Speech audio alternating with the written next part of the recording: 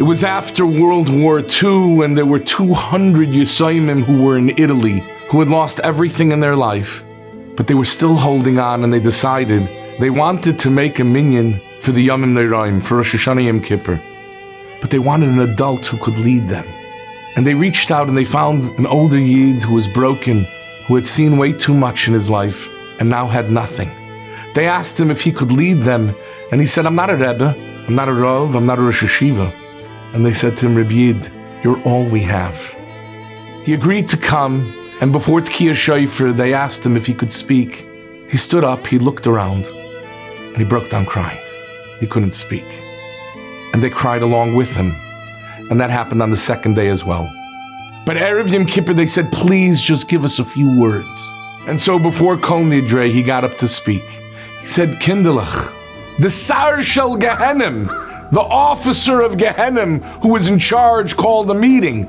And he said, my dear advisors, we have a problem. Gehenim is empty. There's no one here anymore. Everybody who's died over the last few years has been Nerag al Kiddush Hashem. They gave up their lives. They went to the highest spheres of Gan Eden.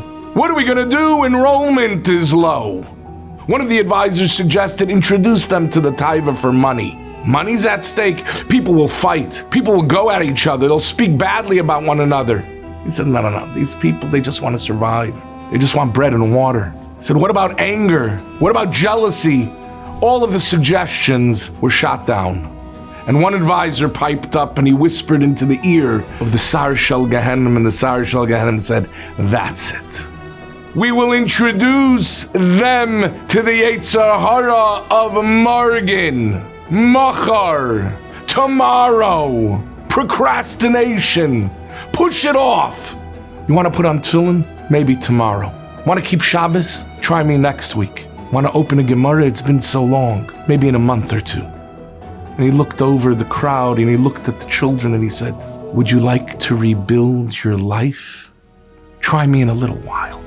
And he started to cry. And he said, Kinderlach, don't wait! Seize the moment! Tomorrow belongs to the Yetzer Hara, but today is yours for the taking. V'ga'u kol ha'am b'bechiyah. They burst out crying, and so many pointed to that moment, the moment that they would rebuild their lives. Vayimaen teaches us that we cannot be just on the defense. We can't just say, next time, I'll be a little more careful. Today, I will not do this, I will not do that, I will not walk there, I will not look there. Make the commitment now, because you own today. You've conquered so much, and you'll continue to. Push it off till tomorrow. There's no telling what can happen. You have the power, you have the strength. You'll be able to do it, but do it today.